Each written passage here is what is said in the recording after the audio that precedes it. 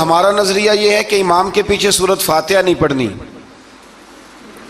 اگرچہ جو پڑھتے ہیں اس پر کوئی سخت فتویٰ نہیں ہم دیتے، بعض آئمہ پڑھتے ہیں، لیکن سمجھانے کے لیے امام اعظم ابو حنیفہ رحمۃ اللہ علیہ کی رائے ہے کہ امام کے پیچھے سورۃ فاتحہ نہیں پڑھنی۔ ہمارے پاس دلیل ہے، قرآن کہتا ہے جب قرآن پڑھا جائے تو خاموشی سے سنو، اور حضور کا فرمان موجود ہے مصنف ابن ابی شیبہ میں کہ امام کی قرات ہی مقتدی کی قرات ہے۔ بزرگ کہتے ہیں کہ دلیل اس طرح کی دو کہ سامنے والے کے ذہن تک بات پوری اتر جائے، آپ اسے سمجھا پائیں۔ امام صاحب نے جب یہ بات ارشاد فرمائی تو کچھ لوگ آپ سے مناظرہ کرنے آ گئے، 15-20 لوگ تھے، ایک ادھر سے بولتا پڑھنی چاہیے صورت امام کے پیچھے، ایک ادھر سے بولتا پڑھنی چاہیے، ایک ادھر سے بولتا۔ تو امام اعظم ابو حنیفہ فرمانے لگے تم سارے پڑھے لکھے لوگ ہو، یہ گفتگو کا طریقہ ہے؟ اس طرح بات کرتے ہیں کسی کے سامنے؟ میں اکیلا ہوں اور تم 15 لوگ ہو، کوئی ادھر سے بولتا ہے کوئی ادھر سے بولتا ہے، طریقہ کرو کوئی بات کا۔ وہ چپ کر گئے، کہنے لگے ویسے ٹھیک تو ہے، ہم تو غیر مہذب ہو گئے۔ تو امام صاحب کہنے لگے ایک بندے کو منتخب کرو، وہ میرے سامنے آئے۔ انہوں نے ایک بندہ منتخب کر لیا، وہ کہنے لگا جناب یہ ہمارا نمائندہ ہے، یہ اگر جیت گیا تو ہم سارے جیت گئے، یہ اگر ہار گیا تو ہم سارے۔ تو امام صاحب کہنے لگے کیوں منتخب کیا؟ کہنے لگے جی سارے بولیں گے تو سمجھ نہیں نہ آئے گی کوئی کیا کہہ رہا ہے، کوئی کیا کہہ رہا ہے، کوئی کہاں ہے کوئی کہاں ہے۔ تو امام صاحب کہنے لگے میرا بھی مسئلہ یہی ہے، ایک الحمدللہ رب العالمین پہ ہے اور دوسرا صراط الذین انعمت علیہم پہ ہے۔ تو میں بھی کہہ رہا ہوں کہ جو امام آگے لگا لیا نا اس پر اعتبار کرو، اس پر اعتبار کرو۔ تو دلیل وہ دیں کہ جو دلیل سامنے والے کے ذہن میں اتر جائے۔ چلیں جی تھوڑا آگے چلتے ہیں۔ اللہ کریم نے نا آگے ایک اور مثال بیان کی، یہ جو بہت سارے لوگوں کے دلوں میں خیال آتا ہے نا قبروں میں جائیں گے ہڈیاں گل جائیں گی سڑ جائیں گی تو کیسے اٹھیں گے، تو اسی پارے کی آیت نمبر 259 میں اللہ تعالیٰ نے ہمارا وہ مسئلہ بھی حل کیا اور 2 واقعات تفصیل کے ساتھ تیسرے پارے میں بیان فرمائے۔ اللہ کریم فرماتے ہیں کہ کیا آپ نے اس شخص کو نہیں دیکھا کہ جو ایک ایسی بستی پر سے گزرا وَهِيَ خَاوِيَةٌ عَلَىٰ عُرُوشِهَا، جو اپنی چھتوں کے بل گری پڑی تھی، یعنی بستی تباہ ہو گئی تھی۔ وہ آدمی وہاں سے گزرا، وہ حضرت عزیر علیہ السلام تھے۔ بہت سارے مفسرین کے نزدیک بعض نے یہ لکھا ہے کہ چونکہ یہاں اللہ نے کسی کا ذکر نہیں کیا تو ہم بھی کسی کو مخصوص نہیں کرتے، لیکن کثیر کی تعداد یہ ہے کہ حضرت عزیر تھے، آپ گزرے ایک بستی میں تو آپ نے دیکھا کہ وہ بستی تباہ حال ہو گئی ہے اور زمین پلٹ دی گئی ہے، چھتوں کے اوپر لوگ مرے ہوئے پڑے ہیں۔ تو آپ کے دل میں خیال آیا کہ یا اللہ تو انہیں کیسے زندہ کرے گا بعد موتہا، مرنے کے بعد۔ خیال آیا، اللہ کریم نے نا انہی پہ موت طاری کر دی، حضرت عزیر علیہ السلام پہ۔ ان کے پاس تھوڑا سا کھانا تھا، ایک گدھا تھا، درخت کے نیچے لیٹ گئے گدھے کو باندھ کے، اللہ تعالیٰ نے ان پر نیند طاری کی اور وہ 100 سال تک سوتے ہی رہے۔ وہ بے آباد بستی آباد ہو گئی، وہاں شہر آباد ہو گیا، دنیا آباد ہو گئی، زمانہ آباد ہو گیا۔ آپ جب سوئے تو آپ کی عمر مبارک 40 سال تھی، 100 سال کے بعد اٹھے، ثم بعثا، جب اٹھے قال کم لبثت، اللہ نے فرمایا کتنی دیر سوئے؟ قال لبثت یوما او بعد یوم، کہنے لگے یا ایک دن سویا ہوں یا دن کا تھوڑا سا حصہ۔ تو رب کریم نے فرمایا نہیں، آپ تو 100 سال تک سوئے رہے۔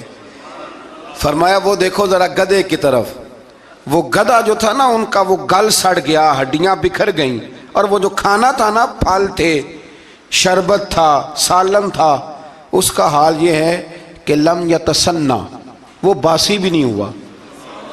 یہ ہے میرے رب کی قدرت، جس نے پہلے گل سڑ جانا تھا وہ باسی بھی نہیں ہوا، اور وہ گدھا اس کی ہڈیاں بھی بکھر گئیں۔ تو رب کریم نے فرمایا سمجھ آئی ہے میں مردے کیسے زندہ کروں گا؟ عرض کی یا اللہ ایسی سمجھ آئی ہے جو کبھی بھولے گی بھی نہیں۔ 100 سال تک سوئے رہے۔ یہ بڑا لطیف واقعہ ہے۔ حضرت عزیر علیہ السلام اٹھ کے نا تو اپنے گھر گئے تو کوئی پہچانتا ہی نہیں تھا۔ ایک بوڑھی اماں جس کی عمر بہت زیادہ ہو گئی تھی اس کو جا کے سلام لی تو آپ فرمانے لگے اس اماں سے یہ عزیر کا گھر ہے؟ تو اماں فرمانے لگی ہاں ہے تو عزیر کا، لیکن وہ تو 100 سال پہلے غائب ہوئے، دوبارہ آئے ہی نہیں۔ آپ فرمانے لگے اماں میں ہوں عزیر. اماں کہنے لگی کہ عزیر کی تو ہر دعا قبول ہوتی تھی، اگر آپ عزیر ہیں نا تو دعا کریں، میری ٹانگیں جواب دے گئی ہیں، آنکھوں سے نظر نہیں آتا، آپ دعا کریں، اگر آپ واقعی عزیر ہیں تو اللہ مجھے شفا دے دے گا. تو حضرت عزیر نے دعا کی تو رب نے انہیں شفا دے دی. حضرت عزیر کی عمر اس وقت بھی 40 سال تھی. حضرت عزیر کی عمر جب گئے تب بھی، واپس آئے تو، اور حضرت عزیر کا بیٹا ان سے ملا تو اس کی عمر 118 سال تھی. پوتے بھی بوڑھے تھے. لوگوں نے حضرت عزیر علیہ السلام سے کہا یہ کیا ہے؟ فرمانے لگے یہ میرے اللہ کی قدرت ہے، یہ میرے رب کی قدرت ہے. آج بھی آپ دیکھ لیں کہ کچھ لوگوں کے بال ساری زندگی سفید نہیں ہوتے، اور کچھ 17 سال کے 16 سال کے نوجوان ہیں تو سارا سال ان کا سفید ہو جاتا ہے. علامات وہ آ جاتی ہیں جو بوڑھوں میں ہوتی ہیں. تو اللہ تبارک و تعالیٰ نے فرمایا کہ یہ ہماری قدرت ہے، اس طرح کر کے ہم مردوں کو زندہ کریں گے. جب مومن قبروں سے اٹھیں گے نا، مومن آنکھ کھلے گی تو کہیں گے سویرا ہو گیا، جیسے ابھی سوئے تھے نا، کہیں گے دن چڑھ گیا. تو اللہ فرمائے گے ہاں دن بھی چڑھ گیا ہے اور رب رسول کے دیدار کا نظارہ بھی تمہیں دیا جائے گا. اٹھو، بڑی شاندار صبح ہوئی ہے. اور کافر جب اٹھے گا تو کہے گا اوہو اب میرے لیے کیا نئی سزا ہے. تو اس سے بالکل آگے متصل حضرت ابراہیم علیہ السلام کا وہ واقعہ اسی پارے میں ذکر کیا گیا ہے. جب حضرت ابراہیم علیہ السلام نے کہا تھا کہ اے اللہ مجھے دکھا تو مردے کیسے زندہ کرے گا، تو رب کریم نے فرمایا یقین نہیں. عرض کی یا اللہ اطمینان قلبی کے لیے. ایک علم الیقین ہوتا ہے، ایک عین الیقین ہوتا ہے، ایک حق الیقین ہوتا ہے. کہ یا اللہ میں اطمینان قلبی کے لیے. تو اللہ نے فرمایا 4 پرندے لے لو.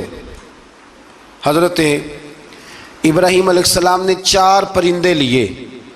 کچھ نے لکھا ہے کوا تھا، مور تھا، مرغی تھی، کبوتر تھا، مختلف نام آئے. وہ 4 پرندے لیے، پھر ان کو ذبح کیا، پھر ان کا قیمہ بنایا، پھر گوشت ایک دوسرے میں مکس کیا، پھر 4 مختلف پہاڑیوں پہ رکھا. اللہ نے فرمایا مکس ہو گئے نا آپس میں، اب تم آواز دو. حضرت ابراہیم نے آواز دی اور رب نے زندگی دی. اور وہ پرندے اپنی ٹانگوں پر چلتے ہوئے حضرت ابراہیم کے پاس آ کے کھڑے ہوئے. تو فرمایا ابراہیم جس طرح ان کو زندہ کیا نا، اسی طرح پھر قبروں سے میں ہڈیاں بھی زندہ کر کے نکال دوں. میں ایک فلسفی کو پڑھ رہا تھا. یہ ہمارے جدید دور کے فلسفی بڑے عجیب باتیں کرتے ہیں. وہ کہتے ہیں جی ہوا ایسی چلتی ہے کہ انسان قبر میں ہوتا ہے تو ہڈیاں گل سڑ جاتی ہیں تو کوئی بھی نہیں بچتا. اور پھر آپ کہتے ہیں کہ کچھ کو عذاب ہوتا ہے، کچھ کو ثواب ہوتا ہے. تو قبر کے اندر جب مردے چلے گئے تو آپ یہ بھی کہتے ہیں بعض لوگ کہ ایک قبر سے 70 اٹھیں گے تو ایک کو عذاب ہو رہا ہے، ایک کو ثواب ہو رہا ہے. یہ کیا ماجرا ہے؟ ہمارے بزرگوں نے جواب دیا ہے. ہمارے بزرگوں نے یہ جواب دیا ہے کہ یہ ہوائیں، یہ فضائیں، یہ ساری اللہ کی قدرت ہے. ہر آدمی کو ٹھنڈ لگ جاتی ہے سردیوں کے موسم میں. میں نے کچھ ایسے بندے دیکھے ہیں، بلکہ کوئی مجھے کہے گا تو میں دکھا دوں گا، ساری سردیاں سویٹر نہیں پہنتے، پھر فوت ہو جاتے ہیں. اور کئیوں نے 6 پہنے ہوتے ہیں، پھر بھی دانت کے ساتھ دانت بج رہا ہوتا ہے.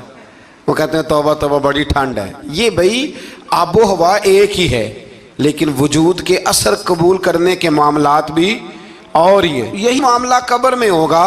دیکھیں نا حضرت عزیر علیہ السلام کے گدھے نے بھی آب و ہوا لکھی اور کھانے نے بھی. تو گدھا گل سڑ گیا پر کھانا گلا سڑا. دوسری بات یہ کہ قبر میں بندے اکٹھے ہیں تو کسی کو عذاب تو کسی کو ثواب. تو امام جلال الدین سیوطی رحمۃ اللہ علیہ فرماتے ہیں 2 بھائی اگر ایک پلنگ پہ سوئے ہوں تو ایک خواب میں لاہور ہوتا ہے، دوسرا پشاور ہوتا ہے. سوئے کہاں ہوتے ہیں؟ اکٹھے ایک پلنگ پہ. وہ ایک کہتا ہے میں رات کو لاہور تھا، اور دوسرا کہتا ہے نہیں تو غلط کہہ رہا ہے، میں تو پشاور تھا. تو ہوتے کہاں ہیں؟ تو اگر ایک جگہ پہ آپ موجود ہیں اور اللہ تبارک و تعالیٰ نے آپ کو روحانی طور پر کہیں کا کہیں پہنچا دیا ہے، تو اسی طرح قبروں میں بھی اگر کسی کو عذاب ہوگا تو ہو ہی جائے گا، اللہ معاف کرے. اور اگر کسی پہ رحمت ہوگی تو وہ بھی انشاءاللہ ہو ہی جائے گی. تھوڑا سا آگے بڑھتے ہیں. پھر اللہ تبارک و تعالیٰ نے نا اپنی راہ میں خرچ کرنے کی بات ارشاد فرمائی. فرمایا اگر تم میری راہ میں خرچ کرو گے تو میں تمہیں 700 گنا کر کے واپس کروں گا. اللہ کی راہ میں خرچ کریں گے تو کتنا ملے گا؟ یہاں بھی معاملہ یقین کرنے کا ہے.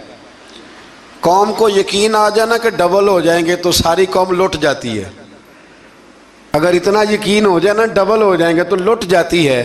تو اگر یہ بھی یقین ہو جائے نا کہ 700 گنا ہو جائیں گے تو پھر بھی میرا خیال یہ ہے کہ قوم لٹنے کو تیار ہو سکتی ہے. لیکن وہاں لٹ کے برباد ہوتے ہیں. رب رسول کے رستے میں لٹیں گے تو آنے والی نسلوں کو بھی اللہ آباد فرما دے گا, اللہ آباد کر دے گا آنے والی نسلوں کو. تو میرے دوستو تھوڑا سا آگے جب ہم اس پارے میں چلتے ہیں تو اللہ تبارک و تعالیٰ نے 2 باتیں ارشاد فرمائیں. ایک تو ارشاد فرمایا کہ شیطان تمہیں نا 2 چیزوں کے بارے میں اکثر ورگلاتا ہے. ایک تمہیں کہتا ہے کہ کنجوسی کرو, فقر تنگ دستی ہو جائے گی اگر خرچ کرو گے, اور دوسرا تمہیں کہتا ہے بے حیائی کرو. اللہ نے فرمایا یہ 2 کام تم نے کرنے نہیں, نہ تم نے بخل کرنا ہے اور نہ تم نے بے حیائی کرنی. اور پھر آگے جا کے ارشاد فرمایا کہ دانائی بڑی حکمت ہے, عقل مندی بڑی حکمت ہے, زندگی دانائی سے گزارو.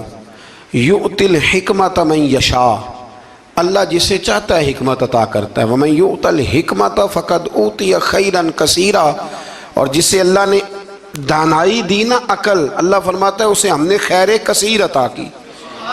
کام سارے ہی ہو جاتے ہیں پر جو عقل کے ذریعے کیا جائے نا, شیخ سعدی نے کہا تھا اگر تیرے پاس 1 من علم ہے نا تو 10 من عقل کی بھی ضرورت ہے, پھر وہ علم آگے پہنچتا ہے.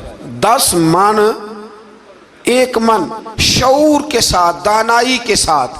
میرے نبی کریم علیہ السلام نے نا بڑی دانائی کے ساتھ دین پھیلایا ہے, بڑی حکمت کے ساتھ, بڑی خوبصورتی کے ساتھ. حضور نے, ایک شخص نے آ کے کہا یا رسول اللہ صلی اللہ تعالیٰ علیہ وسلم میں 5 نمازیں نہیں پڑھ سکتا, 2 پڑھوں گا. تو صحابہ کہتے ہیں ہمارے دل میں خیال آیا کیسے اجازت ملے گی, نماز تو فرض عین ہے, ہر نماز کی ہر رکعت کا ہر سجدہ فرض ہے, اور یہ پوری 3 نمازوں کی چھٹی مانگ رہا ہے. لیکن حضور نے حکمت سے دین پھیلایا, دانائی سے. مسند امام احمد بن حنبل میں موجود ہے, حضور نے فرمایا اگر 2 نمازیں پڑھو گے 3 نہ پڑھو گے تو کلمہ تو پڑھ لو گے نا دل سے. حضور پڑھ لوں گا, فرمایا چل تو 2 ہی پڑھ لینا, کلمہ پڑھ صحیح. حضرت ابو ہریرہ کہتے ہیں اس نے 3 نمازوں کی چھٹی کی شرط پر کلمہ پڑھا, ابھی پورا ہفتہ نہیں ہوا تھا کہ اس نے 5 نمازیں کیا تہجد بھی شروع کر دی. اس شخص نے پھر اشراق اور چاشت بھی پڑھی, وہ ساری رات مصلی پہ بھی بیٹھا. لہٰذا دانائی کے ساتھ. گھر بھی آپ کا حکمت سے چلے گا, دانائی سے چلے گا. دکان بھی آپ کی حکمت اور دانائی سے چلے گی. تو مسلمان اس کو نہیں کہتے جو جذباتی ہو جائے, جو فٹافٹ مرانے پہ اتر آئے, اس کو کہتے ہیں جو بڑی دانائی کے ساتھ حکمت کے ساتھ چیزوں کو لے کے آگے بڑھتا ہے. پھر اللہ تبارک و تعالیٰ نے نا 5ویں سے 6ٹھے رکوع میں سود کی حرمت بیان کی. اور اللہ کریم نے فرمایا کہ یہ جو لوگ کہتے ہیں نا کہ سود بھی تجارت کی طرح ہی ہے, یہ بھی تو کاروبار ہی ہے, فرمایا قیامت کے دن یہ اس طرح کھڑے کیے جائیں گے جس طرح کسی کو شیطان چھو لینا. شیطان چھوتا ہے تو وہ آدمی یوں ہو جاتا ہے جیسے پاگل ہو گیا ہے. تو ان لوگوں کو جو سود اور کاروبار کو ایک کہتے ہیں, انہیں بھی قیامت میں پاگلوں کی طرح کھڑا کیا جائے گا. اور پھر اللہ تعالیٰ نے حکم دیا, فرمایا سود چھوڑ دو جو باقی رہ گیا ہے, اس سے جان چھڑا لو. اور اگر تم نے ایسا نہ کیا فَإِن لَمْ تَفْعَلُوا, اگر تم نے ایسا نہ کیا فَأْذَنُوا بِحَرْبٍ مِّنَ اللَّهِ وَرَسُولِهِ, پھر اللہ اور اس کے رسول سے جنگ کرنے کے لیے تیار ہو جاؤ. طویل ترین آیت قرآن مجید کی, آیت نمبر 282. اس میں اللہ تعالیٰ نے فرمایا جب بھی تم نے لین دین کرنا ہے اسے لکھنا ہے. ایک لفظ سے نا مجھے تو کئی دفعہ چڑی ہو جاتی ہے, وہ لفظ ہے کہ مجھے اعتبار ہے.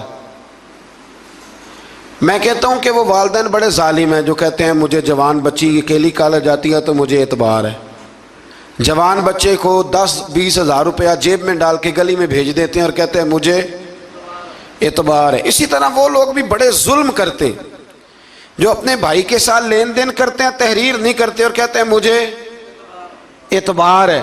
اللہ کو بھی تو اعتبار ہے نا اپنے بندوں پہ. تو رب فرماتا ہے میرے بندو جب لین دین کرو تو اسے لکھ لو. یہ قرآن کا حکم ہے, یہ میرے رسول کی سنت ہے, یہ میرے نبی کا طریقہ ہے. جب بھی لین دین کریں اسے تحریر کریں, اسے طے کریں, اچھے طریقے سے نوٹ کریں, تاکہ وہ کسی جگہ پہ جا کے بھی کوئی معاملہ بھی کمزوری کا باعث نہ بنے۔ تو اس آیہ کریمہ میں اللہ کریم نے یہ بھی ارشاد فرمایا کہ للہ ما فی السماوات و ما فی الارض، آگے جا کے فرمایا کہ زمین آسمان میں جو کچھ بھی ہے ان سب کا مالک اللہ ہے۔ ہمیں اللہ نے جو کچھ دیا نا وہ استعمال کرنے کے لیے دیا ہے۔ اگر ہم مالک ہوتے تو قیامت میں حساب نہ دیتے، مالکوں نے کبھی حساب نہیں دیا، حساب تو منشی دیتے ہیں۔ اللہ نے ہمیں استعمال کرنے کے لیے چیزیں دی ہیں، اس لیے اللہ فرماتا ثم لتسألن یومئذ عن النعیم، قیامت میں نا میں تم سے ایک ایک نعمت کے بارے میں سوال کروں گا۔ تو یہ ساری امانتیں ہیں اللہ کی، جتنا کچھ ہمارے پاس ہے، وہ کوئی بھی صلاحیت ہو، کوئی بھی قوت ہو، تو اس کو صحیح صحیح استعمال کریں امانت کو۔ پھر میرے عزیز، اللہ تبارک و تعالیٰ نے نا اس سورہ مبارکہ کے آخر میں ہمیں ایک دعا سکھائی ہے، وہ بڑی شاندار دعا ہے۔ ہر چیز طلب کرتی ہے کہ اس کو پڑھا جائے، دیکھا جائے، پر اس دعا کے آخری لفظ یہ ہیں واعف عنا، اللہ ہم سے درگزر فرما، اور آخری لفظ یہ ہیں کہ واغفر لنا، اللہ ہمیں بخش دے، وارحمنا، اور اللہ ہم پہ رحم فرما، اس لیے کہ انت مولانا، تو ہی ہمارا مددگار ہے، فانصرنا علی القوم الکافرین، اللہ کافروں کے مقابلے ہمیں ہماری مدد فرما۔ انسانی تربیت کے لیے، تکمیل اخلاق کے لیے، بندہ مومن کی کردار سازی کے لیے، افکار و نظریات کو رجوع الی اللہ کا سبق دینے کے لیے جو انداز قرآن مجید نے اختیار فرمایا ہے وہ حکیمانہ بھی ہے، مؤثر بھی ہے، اور بہت جلد سمجھ آنے والا بھی۔ انسان کے ذہن و فکر میں جتنی چیزیں ابھر سکتی ہیں ان سب کے جوابات بھی، اس کو اپنی تعمیر کے لیے کن چیزوں کو اختیار کرنا چاہیے ان کے اختیار کرنے کا اسے پیغام بھی، اور پھر اس کے نتیجے کے طور پر اللہ کی بارگاہ سے اسے ملے گا کیا، اس انعام کا اعلان بھی۔ قرآن مجید فرقان حمید کا یہ خاص خاصہ ہے۔ قرآن حکیم کی سورہ انفال میں سے 3 آیات میں نے تلاوت کی ہیں۔ اللہ کریم نے دیکھیے یہاں ان تینوں آیات کے اندر کس مؤثر انداز میں اور کس خوبصورت پیرائے کے اندر ہمیں سمجھایا ہے کہ ہم نے اپنی زندگی اس طرح کی بنانی ہے کہ رب رسول کی بارگاہ میں قبول ہو جائے، اللہ کے انعامات نصیب ہوں۔ ارشاد فرمایا یا ایھا الذین آمنوا لا تخونوا اللہ والرسول، اے ایمان والو اللہ اور اس کے رسول سے خیانت نہ کرو، رب رسول سے خیانت نہ کرنا، وَتَخُونُوا أَمَانَاتِكُمْ وَأَنْتُمْ تَعْلَمُونَ، اور آپس میں بھی ایک دوسرے کے ساتھ خیانت نہ کرنا حالانکہ تم جانتے ہو۔ حضرت عبداللہ ابن عباس رضی اللہ تعالیٰ عنہ اس آیہ کریمہ کے تحت فرمایا کرتے تھے جس نے فرض چھوڑے اس نے اللہ سے خیانت کی، اور جس نے سنت کا ترک کیا معاذ اللہ اس نے نبی پاک علیہ السلام سے خیانت کی۔ جس نے فرض چھوڑے اس نے اللہ سے خیانت کی، اور جس نے سنت کا ترک کیا اس نے نبی پاک سے خیانت کی۔ وَتَخُونُوا أَمَانَاتِكُمْ، اور آپس میں بھی ایک دوسرے سے خیانت نہ کرو، وَأَنْتُمْ تَعْلَمُونَ، اور تم جانتے ہو، تمہیں پتہ ہے امانت کیا ہے، خیانت کیا ہے، اس کی تمہیں خبر ہے، یہ اللہ نے تمہارے فطری تقاضوں میں بات رکھ دی ہے، تمہیں پتہ ہے یہ کیا ہے۔ اس کے لیے یہ مت سمجھنا کہ تمہیں کسی بہت بڑے فلسفے کی ضرورت ہے یا بہت بڑی کتابیں پڑھنے کی ضرورت ہے، یہ تمہیں پتہ ہے کہ امانت کیا ہے اور خیانت کیا ہے، اور یہ ہمیں خبر ہوتی ہے۔ ڈھیر سارے لوگوں کو پتہ ہوتا ہے کہ میں جو کر رہا ہوں وہ دیانتداری ہے کہ بددیانتی ہے، تمہیں خبر ہے۔ پھر ساتھ ہی آگے فرمایا بددیانتی بندہ کیوں کرتا ہے، کون سی چیزیں سبب بنتی ہیں بددیانتی کا، فرمایا وَاعْلَمُوا أَنَّمَا أَمْوَالُكُمْ وَأَوْلَادُكُمْ فِتْنَةٌ، فرمایا خوب جان لو کہ تمہارے مال اور تمہاری اولاد فتنہ ہے، یہ تمہارے لیے آزمائش ہے۔ مال کی محبت میں بددیانتی کرتے ہو، اولاد کے لیے جمع کرنے کے لیے بددیانتی کرتے ہو تو فتنہ ہے، ان کو دیکھ کر بددیانتی کر رہے ہو۔ دیکھیے پہلے کہا بددیانتی نہ کرو، خیانت نہ کرو، اور ساتھ ہی جو چیزیں اس کا سبب بنتی ہیں، جو اس کی وجہ بنتی ہیں، ساتھ ہی ان کا ذکر فرما دیا۔ فرمایا مال اور اولاد اچھی طرح سمجھ لو یہ فتنہ ہے، یہ آزمائش ہے۔ تو مالک اگر یہ آزمائش ہے تو پھر ہمارے لیے کیا ہے؟ فرمایا وَأَنَّ اللَّهَ عِندَهُ أَجْرٌ عَظِيمٌ، بے شک اللہ تعالیٰ کے پاس تمہارے لیے اجر عظیم ہے۔ تم دیانتداروں جیسی زندگی گزارو، متقین جیسی زندگی گزارو، امانت دار بنو، اللہ کے پاس تمہارے لیے اجر عظیم ہے۔ اور پھر آگے ارشاد فرمایا یا ایھا الذین آمنوا ان تتقوا اللہ یجعل لکم فرقان، اے ایمان والو اگر تم اللہ تعالیٰ سے ڈرتے رہو گے تو وہ تمہارے اندر حق اور باطل میں تمیز کرنے کی قوت پیدا کر دے گا، وہ تمہیں نور بصیرت عطا کر دے گا۔ اللہ سے اگر ڈرو گے تو پھر اللہ تبارک و تعالیٰ تمہیں وہ نور دے گا جس سے تم حق اور باطل میں تمیز کر سکو گے، یعنی تمہارے فیصلے ٹھیک ہونے لگ جائیں گے، تمہیں قوت فیصلہ نصیب ہوگی، اور مالک اتنا ہی ملے گا۔ تو تین باتیں اس آیہ کریمہ میں ارشاد فرمایا ایک تو اللہ تمہیں فرقان دے گا، حق اور باطل میں تمیز کرنے کی قوت دے گا، اور دوسرا فرمایا وَيُكَفِّرْ عَنْكُمْ سَيِّئَاتِكُمْ، اللہ تمہارے گناہوں کو دور کر دے گا، اللہ تمہارے گناہ تم سے دور کر دے گا، وَيَغْفِرْ لَكُمْ، اور رب تمہیں بخش دے گا اگر تم اللہ سے ڈرو گے۔ وَاللَّهُ ذُو الْفَضْلِ الْعَظِيمِ، اور اللہ تعالیٰ بڑا ہی فضل فرمانے والا ہے۔ زندگی میں کچھ چیزیں طے کر لیں، بددیانتی ٹھیک نہیں ہوتی۔ جو آدمی ذرا سا بھی خائن ہوتا ہے نا تو وہ صرف مال کا خائن نہیں رہتا، وہ رازوں کا خائن بھی ہو جاتا ہے۔ وہ صرف پیسوں کی ہیرا پھیری نہیں کرتا، وہ تعلقات اور رشتوں کی ہیرا پھیری بھی کرتا ہے، وہ تو پھر اسلامی حکومت کے راز بھی کھولنے شروع کر دیتا ہے۔ جو لوگ بددیانت ہو جاتے ہیں وہ پھر اتنے زیادہ بددیانت ہو جاتے ہیں کہ اپنے آپ کے ساتھ بھی امانت دار نہیں رہتے۔ جن کو جھوٹ بولنے کی عادت ہو جاتی ہے وہ اپنے آپ کے ساتھ بھی سچ نہیں بول۔ فرمایا لا تخون اللہ والرسول، اللہ رسول سے خیانت نہ کرنا، کبھی خائن نہ بننا۔ حضرت انس بن مالک رضی اللہ تعالیٰ عنہ فرماتے مجھے یاد نہیں کہ نبی پاک علیہ السلام نے ہمیں کبھی خطبہ دیا ہو اور خطبے میں امانت داری کا ذکر نہ فرمایا ہو۔ نہیں، ہر خطبے میں حضور فرماتے کہ اس کا کوئی دین نہیں جو امانت دار نہیں۔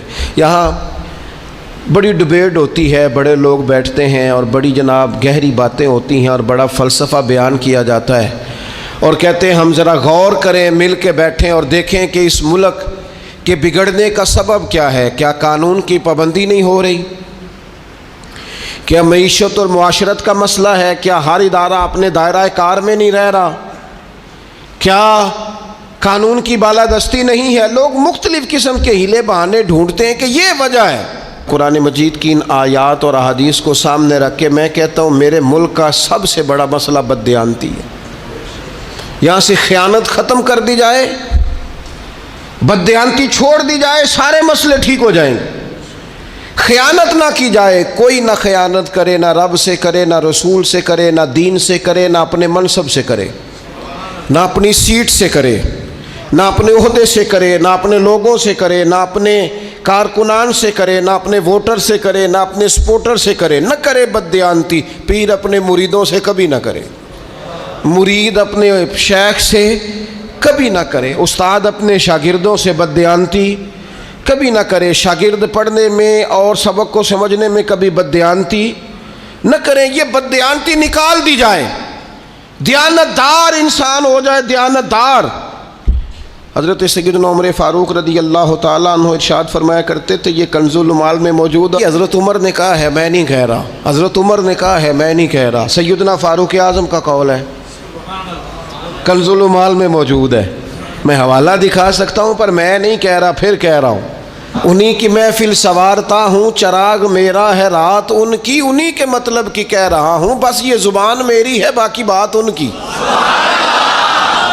انہی کی محفل سوارتا ہوں، چراغ میرا ہے رات ان کی، انہی کے مطلب کی کہہ رہا ہوں، زبان میری ہے بات۔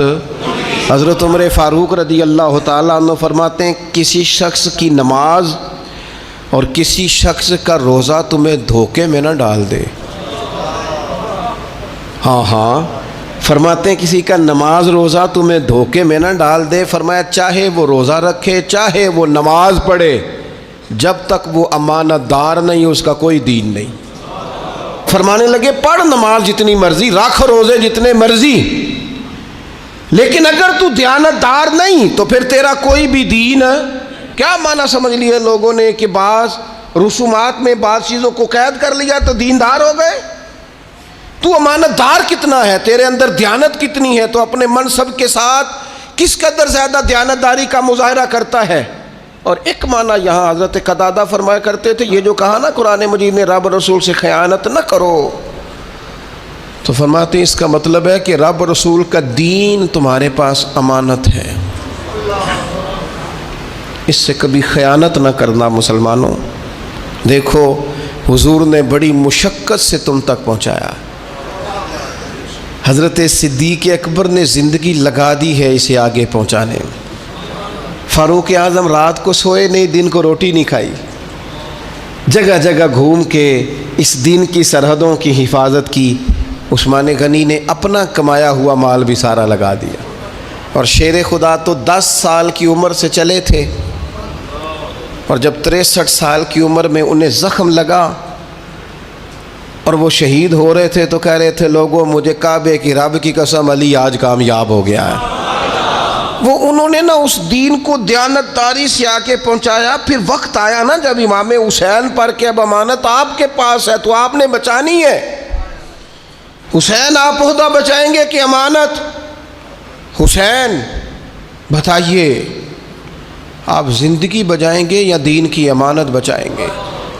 بتائیے آپ بچے بچائیں گے یا دین کی امانت بچائیں گے؟ تو حسین ابن علی نے کہا یہ سارا کربلا میں نظر ڈال کے دیکھو، میرے علی اکبر سے لے کر قاسم تک، اور قاسم بن حسن سے لے کر علی اصغر تک، اور پھر یہ دیکھو نیزے پر جو بلند ہو رہا ہے یہ وہی شخص ہے جو مدینے والے رسول کے کندھوں پر بلند ہوا کرتا تھا۔ یہ دیکھ لو ہم نے کچھ نہیں بچا کے رکھا، سارا کچھ پیش کیا ہے، اس لیے کہ اگر دین کی امانت ہم تک آئی ہے، ہمارے پاس بھی امانت آئی ہے۔ رسم، ناراض نہ ہو جائیں مجھ سے اساتذہ اور طلباء، پڑھنا پڑھانا وہ بھی رسم، محفلیں تقریریں سننا سنانا جلسے رسم، آنا جانا تصویریں، مشہور مولوی مشہور نعت خواں مشہور خطیب مشہور قاری رسم۔ تڑپ کے اقبال کہنے لگے رہ گئی رسم ازاں، رہ گئی رسم ازاں، روح بلالی نہ رہی، دیکھو یہاں فلسفہ رہ گیا ہے تلقین غزالی نہ رہی۔ کچھ بھی نہیں پیچھے، چند رسومات کے پابند مسلمان اور چھٹی۔ لا تخون اللہ والرسول، اللہ اور اس کے رسول سے کبھی خیانت، یہ تمہارے پاس امانت ہے، اس سے کبھی خیانت نہ کرو۔ جو آدمی امانت دار نہیں ہوتا، اور پھر نبی پاک علیہ السلام نے فرمایا، مستدرک کے اندر روایت موجود ہے، حضور علیہ السلام فرمانے لگے لوگوں پر عن قریب ایک زمانہ ایسا آئے گا کہ جس زمانے میں جھوٹے کو سچا کہا جائے گا اور سچے کو جھوٹا کہا جائے گا۔ فرمایا جس زمانے کے اندر بددیانت کو امانت دار کہا جائے گا اور امانت دار کو بددیانت کہا جائے گا۔ دیکھو بددیانت کو امانت دار کہہ رہے ہو، اتنے بڑے خائن کو امانت دار کہہ رہے ہو۔ میرے قریب نے فرمایا زمانہ آئے گا سچے کو جھوٹا جھوٹے کو خرد کا نام جنو رکھ دیا، جنو کا خرد، جو چاہے آپ کا حسن کرشمہ ساز کرے، جو طبیعت میں آئے، جو مزاج یار میں آئے۔ لوگوں نے جھوٹے کا نام سچا، سچے کا نام، نبی پاک علیہ السلام فرمانے لگے لوگوں کو زکوٰۃ کا عامل بنایا جاتا ہے، زکوٰۃ اکٹھی کرنے کے لیے بھیجا جاتا ہے، واپس آ کے کہتے ہیں زکوٰۃ بھی اکٹھی کیا، ہمیں تحفے بھی ملے۔ تو حضور فرمانے لگے گھر میں جا کے اماں کے پاس بیٹھو، پھر پتہ کرتے ہیں تمہیں تحفے کتنے ملتے ہیں۔ کہ جیسے ہی کوئی بندہ کسی سرکاری عہدے پہ آتا ہے وہ کہتا ہے مجھے فلانے نے گفٹ دیا ہے، اور میرے بھائی پہلے کیوں نہیں دیا تھا؟ یہ تیرے عہدے کا ہدیہ ہے، یہ تیرے عہدے کا گفٹ ہے، تیرا گفٹ نہیں ہے۔ یاد رکھیے گا بددیانتی نہیں، خیانت نہیں، کسی مقام پر بھی جھوٹ نہیں، یہ بندے کو کمزور بندہ نا۔ میں ان ساری باتوں کا نچوڑ اپنے لفظوں میں کہنے لگا ہوں، میں کوئی بڑا آدمی نہیں ہوں کہ میرا کوئی قول ہو یا میرا کوئی قول بیان ہو۔ ان ساری باتوں کا نچوڑ اور ڈھیر ساری چیزیں پڑھنے کے بعد ایک بات آپ کے سامنے رکھنے لگا ہوں، اسے یاد رکھنا۔ جو آدمی بددیانت ہو جاتا ہے نا، خائن ہو جاتا ہے نا، خیانت کرتا ہے، وہ آدمی اپنے آپ کے ساتھ بھی مخلص نہیں رہتا۔ اقبال کہنے لگے اپنے من میں ڈوب کر پا جا سراغ زندگی، اور چل تو اگر میرا نہیں بنتا اپنا تو بن، اے اپنا ہی بن جا اپنے آپ کے ساتھ۔ لیکن بددیانت آدمی کبھی اپنے آپ کے ساتھ بھی مخلص، تو اگر میرا نہیں بنتا نہ بن، اور چل اپنا ہی بن، لیکن اپنا بننے کو بھی تیار، خیانت نہ کرے زندگی میں۔ اور جہاں تک اس بات کا تعلق ہے کہ خیانت کیوں ہوتی ہے، میں جی بچوں کے لیے کما رہا ہوں، بچوں کے رازق آپ ہیں کہ اللہ ہے؟ کہتے ہیں بچوں کے لیے کر رہا ہوں۔ اچھا بچوں کے لیے کوئی نہیں کرتے، بچوں کے لیے کما رہا ہوں، مکان بچوں کے نام ہے کہ ابا جی کے؟ بینک بیلنس ایسے ہی بچوں کے لیے کما رہے تو دے نا بچوں کو، تیرا پتہ چلے، کرنا وقت پہ نام۔ بچوں کو تو آخری دن تک کہہ رہا ہے یہ نہیں ملتی تو انہوں کوئی شے، یہ تو بات دیکھوں گا جب تم میرے فرما بردار ہوگے تو پھر دیکھوں گا کسی کو کیا دینا ہے۔ اللہ فرماتے ہیں کیا دھوکہ دے رہا ہے اپنے آپ کو، اولاد کی بات کرتا ہے، مال کے لیے دوڑتا ہے۔ فرمایا وَاعْلَمُوا أَنَّمَا أَمْوَالُكُمْ وَأَوْلَادُكُمْ فِتْنَةٌ، خوب جان لو یہ مال اور اولاد۔ نبی پاک علیہ السلام کی بارگاہ میں ایک بچہ لایا گیا تو حضور نے اس سے پیار کیا، اور بوسہ لے کے حضور فرمانے لگے یہ جو اولاد ہے نا یہ بندے کو بخیل بھی کر دیتی ہے اور بزدل بھی کر دیتی ہے۔ اس سے پیار کرنے کا حکم ہے، اپنے بچوں سے محبت کا کہا گیا، لیکن اس محبت میں اتنا غلو نہ کرے کہ بچوں کے کہنے پر حرام کٹھا کرتا پھرے، اس میں اتنا غلو نہ کرے کہ بچوں کے کہنے پر، بیوی کے کہنے پر ناجائز مال جمع کرے، اس میں اتنا غلو نہ کرے کہ وہ اپنے بچوں کو پالنے کے لیے کسی کے بچوں کا حق مارنا شروع کر دے۔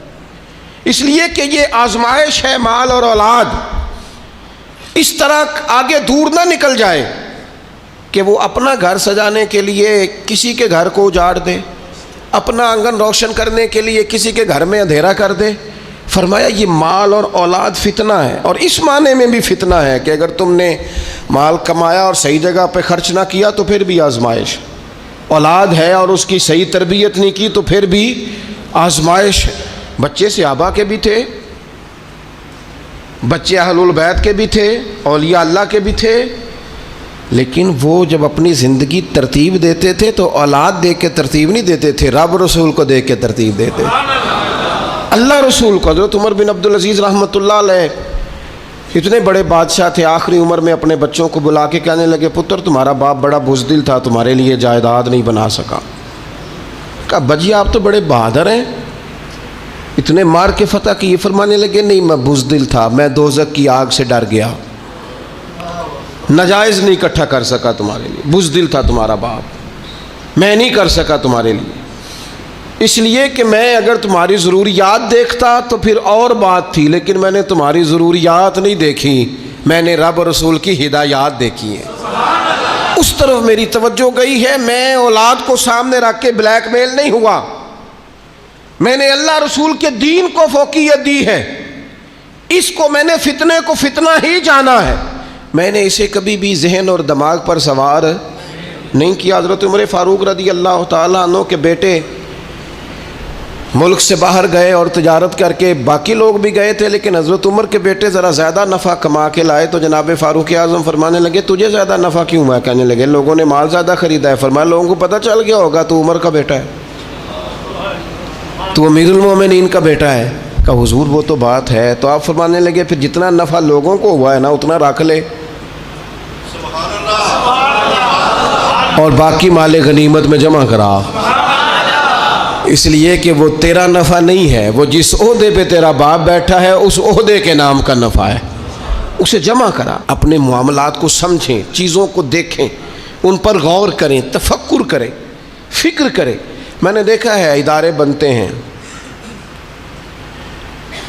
ہاسپٹل بنتے ہیں، پھر اس کے بعد لوگ دیکھتے ہیں کہ میں اپنا فلانا رشتہ دار فلانی جگہ کیسے سیٹ کرا سکتا ہوں، ایک کو کنٹین پہ بٹھاتے ہیں، ایک کو فلانی جگہ بٹھاتے ہیں، ایک کو فلانی جگہ۔ یہ صاحب کون ہیں؟ جو پڑھے لکھے ہیں وہ دفتروں میں، جو ان پڑھ ہیں وہ فلاں گیٹ پہ، فلاں جگہ۔ اقربا پروری عام ہو جاتی ہے، اگرچہ کام مشکل ہے کہ بندہ پھر اس کے بعد حوصلہ کرے اور اقربا پروری نہ کرے، رشتہ داروں کو آگے نہ لائے، کام مشکل ہے، لیکن یاد رکھنا جب بندہ بے لوث ہونا پھر بڑا آسان ہوتا ہے. جب اس کے سامنے ذاتی مفادات نہ ہوں، بڑے مقاصد ہوں، اس کے سامنے اس نے کچھ بڑا اچیو کرنا ہو، پھر اس کے لیے آسان ہوتا ہے. اپنی زندگی سے اس اور دوسری بات، ایک تو ہے نا اولاد کا فتنہ، مال بھی بڑا فتنہ ہے. 2 کو 4 کرنا، 4 کو 8 کرنا، 8 کو 16 کرنا بڑی بیماری ہے. اور جیسے جیسے عمر بڑھتی جاتی ہے، حدیث پاک بتاتی ہے کہ پیسوں کی محبت بڑھتی جاتی انسان کے مزاج میں. نبی اکرم صلی اللہ تعالی علیہ وسلم نے اسے فتنہ کہا. ضرورت کے لیے ٹھیک ہے، لالچ کے لیے ٹھیک. ہر شے پیسے نہیں یار. پیسوں سے صحت خریدی جاتی تو کبھی مالدار بیمار نہ ہوتے. پیسوں سے عزت خریدی جاتی تو پھر کبھی بھی کسی غریب کے حصے میں عزت نہ آتی. پیسوں سے زندگی خریدی جاتی تو شاید کبھی امیروں کو موت نہ آتی. یہ فتنہ ہے، اسے فتنہ سمجھا جائے. اور پھر آگے ارشاد فرمایا یہ 2 چیزیں فتنہ ہیں، لیکن فرمایا وَأَنَّ اللَّهَ عِنْدَهُ أَجْرٌ عَظِيمٌ، اللہ کے پاس تمہارے لیے بڑا اجر ہے، بڑا اجر ہے رب کے پاس. یا ایھا الذین آمنوا ان تتقوا اللہ یجعل لکم فرقان، اے لوگو اگر تم اللہ سے ڈرو گے تو اللہ تمہیں حق و باطل میں فرق کرنے کی قوت عطا کرے گا. زندگی میں انسان سے صحیح فیصلے ہو جائیں یہ بھی بہت بڑی نعمت ہے. ہمارے ہاں لوگ سمجھتے ہیں میں اپنی چالاکی سے فیصلے کروں گا. چالاکی سے کام نہیں چلتا. اللہ کی دی ہوئی توفیق سے اگر بصیرت نصیب ہو جائے نا، اور یہ بصیرت تقوی سے نصیب ہوتی ہے. نبی پاک علیہ الصلوۃ والسلام فرماتے ہیں سب سے بڑی حکمت اللہ کا خوف ہے. اور فرمایا جب آدمی رب سے ڈرتا ہے تو اللہ اس کی زبان پر حکمت کے چشمے جاری کر دیتا ہے، دانائی ملتی. جب بندہ اللہ سے ڈرتا ہے، خوف خدا کے ساتھ فیصلے کرتا ہے تو اس کے فیصلے درست ہوتے ہیں.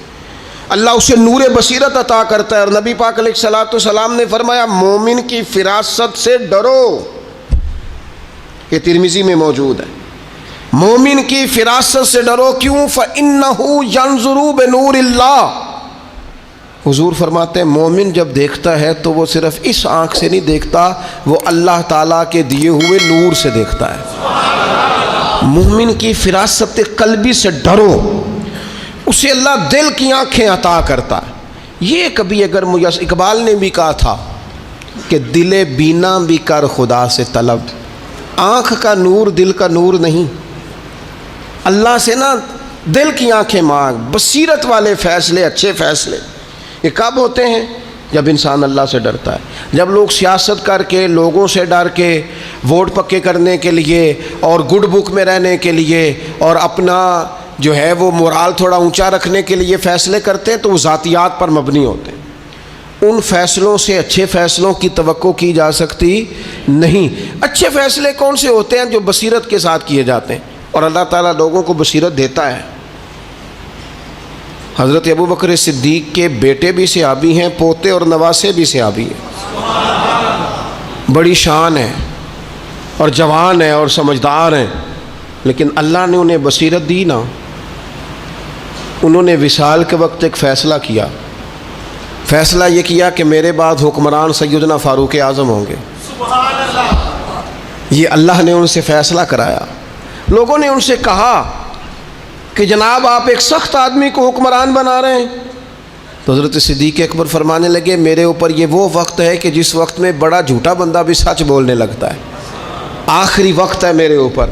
آپ فرمانے لگے رب کی بارگاہ میں جاؤں گا، رب مجھ سے پوچھے گا نا حضور کی امت کس کے حوالے کر کے آیا ہے، تو عرض کروں گا مالک اس وقت امت میں جو سب سے بہترین آدمی تھا اس کے حوالے محبوب کی امت کر کے آیا. پھر حضرت ابو بکر کا یہ فیصلہ کیسا فیصلہ تھا کہ اسلامی سلطنت 24 لاکھ مربع